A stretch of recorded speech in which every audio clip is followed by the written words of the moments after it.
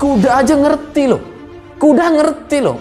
Dia tuh nggak mau jalan ke depan karena yang dibawa Anies. Ngerti dia itu. Punya perasaan, bisa merasakan vibrasi negatif dari seorang Anies gitu. Ini kenapa Nasdem nggak ngerti? Kenapa orang-orang masih ada yang mau dukung Anies? Ini kenapa gitu? Kalau kuda aja ngerti, kenapa kalian nggak ngerti? Apa kalian ini kadal? Ya kalau kadal maklum gitu ya. Kadun ya wajar nggak ngerti mungkin. Berbeda dengan kuda yang bisa merasa dan bisa mendeteksi aura-aura negatif.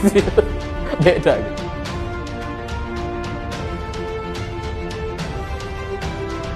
Alamak, kuda pun gak mau narik karena ada Anies Baswedan di gerobaknya.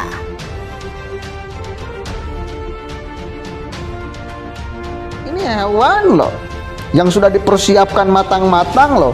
Dari beberapa delman yang PKS sewa, katanya ada 5 atau berapa, yang ngamuk cuma 1 delman atau kuda yang ditumpangi oleh Anies. Coba, apa tidak kode semesta ini? Ini mestinya menjadi kode semesta ini. Ini semacam kode alam atau sebuah peringatan dari semesta bahwa Anies ini berkali-kali dipermalukan di depan umum gitu ya. Udahlah kejeblos, ya kudanya ngamuk, naik moge jatuh. Ini kan sebuah kode semesta bahwa berkali-kali orang ini dipermalukan di depan umum. Kenapa kita nggak belajar dan kita nggak melihat bahwa ini biang kerok, ini biang masalah gitu. Selalu mendatangkan masalah. Secara logis, secara akal sehat susah menerima Anies Baswedan untuk menjadi pemimpin nasional karena orang ini mempunyai rekam jejak yang menghalalkan segala cara untuk mencapai tujuan. Saya harus mengkritisi ini karena bagi saya virus pragmatisme dari orang-orang seperti Anies Baswedan dan kelompoknya ini semakin hari semakin merajalela dan semakin tidak tahu diri, termasuk partai-partai yang mendukungnya. Partai-partai ini menurut saya terjangkit atau sudah terpapar virus pragmatisme sehingga tidak memikirkan bahwa sosok ini mempunyai rekam jejak yang tidak elok bagi Indonesia. Jadi kenapa kita harus kalah sama nalar kuda?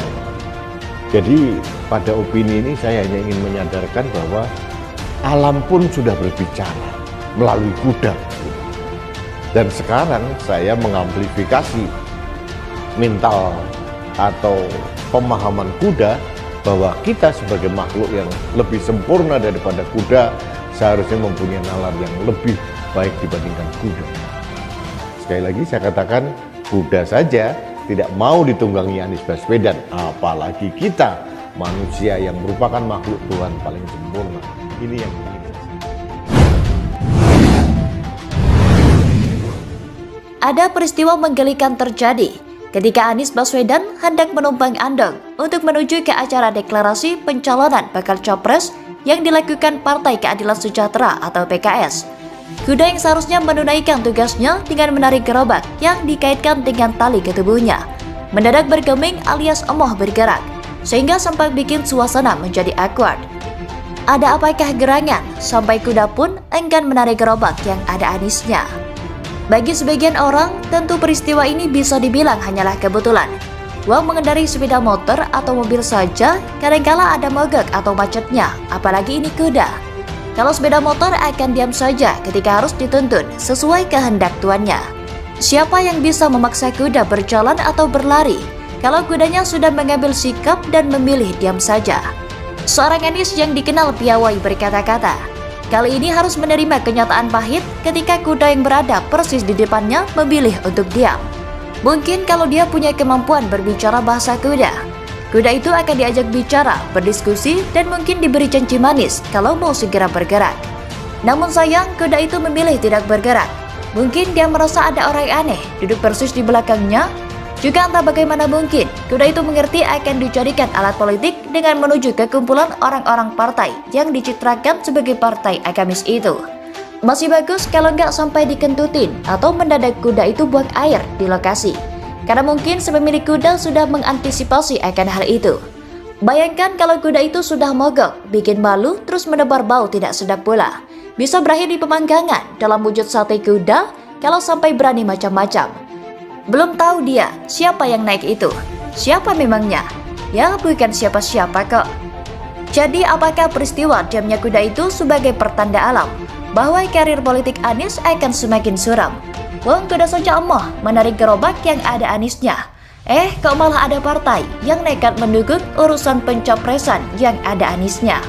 Namun setidaknya dengan diperjelasnya posisi PKS yang kini berada di barisan Anies, kita bersyukur bahwa partai yang kadernya pernah terlibat korupsi daging sapi itu sudah membuat keputusan. Kini kita tinggal mengarahkan pandangan ke arah kubu yang tidak ada PKS-nya. Karena dimanapun PKS bersikap atau berpihak, niscaya sikap atau pilihan yang benar adalah yang sebaliknya. Kalau PKS milih Anies, kita milih lawan politiknya yang mungkin dalam waktu dekat akan ada kejelasan, termasuk dari PDIP dan KIB.